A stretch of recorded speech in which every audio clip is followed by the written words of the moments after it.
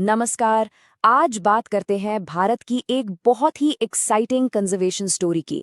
ये कहानी है प्रोजेक्ट चीता की, जो एक नई उम्मीद की तरह सामने आया है।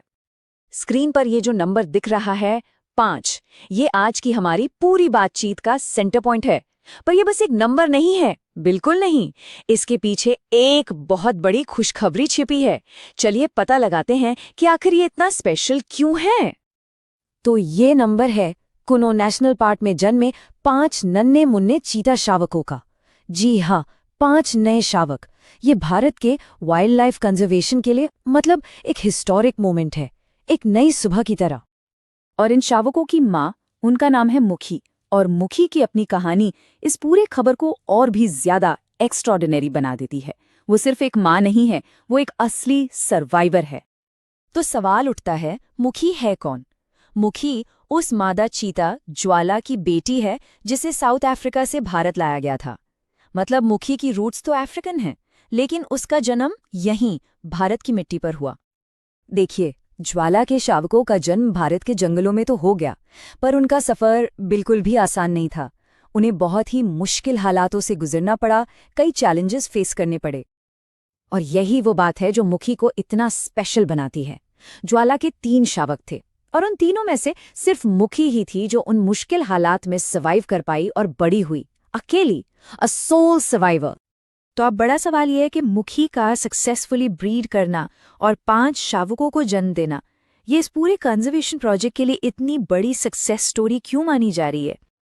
क्योंकि ये प्रोजेक्ट चीता के लिए एक, आप कह सकते हैं, एक हिस्टोरिक माइलस्टोन है।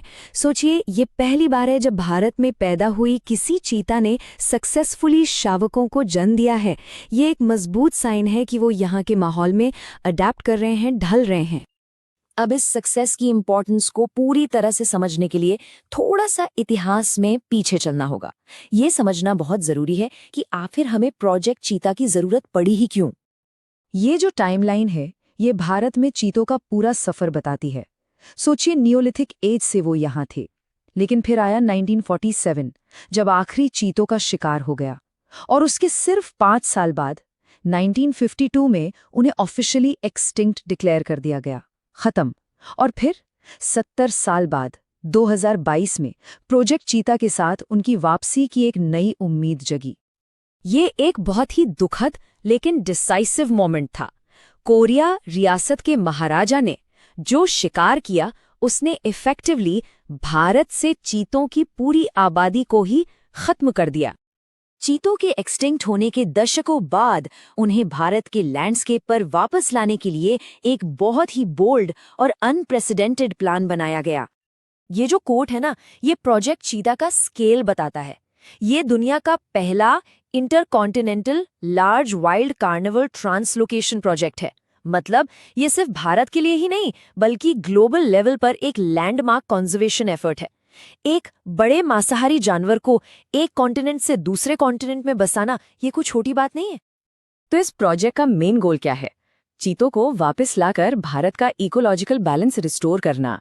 और इस मिशन के लिए 2 फेज में चीते लाए गए। सितंबर 2022 में नमीबिया से 8 चीते आए, और फिर फरवरी 2023 में साउथ अफ्रीका से 12 और चीते लाए गए। अब सवाल ये था कि इन चीतों को बसाया कहाँ जाएगा, इनका नया घर कौन सा होगा। तो इस हिस्टोरिक कंजर्वेशन एफर्ट के लिए एक बहुत ही खास जगह चुनी गई, कुनो नेशनल पार्क। तो कुनो ही क्यों? क्या खास है कुनो में? देखिए, ये मध्य प्रदेश में है। 2018 में इसे नेशनल पार्क का दर्जा मिला।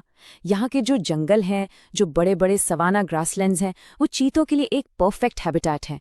और तो और, पार्क के बीच से कुनो नदी भी बहती है, मतलब पानी की भी कोई कमी नहीं। तो ये पूरा सफर वाकई में एक्स्ट्राऑर्डिनरी है।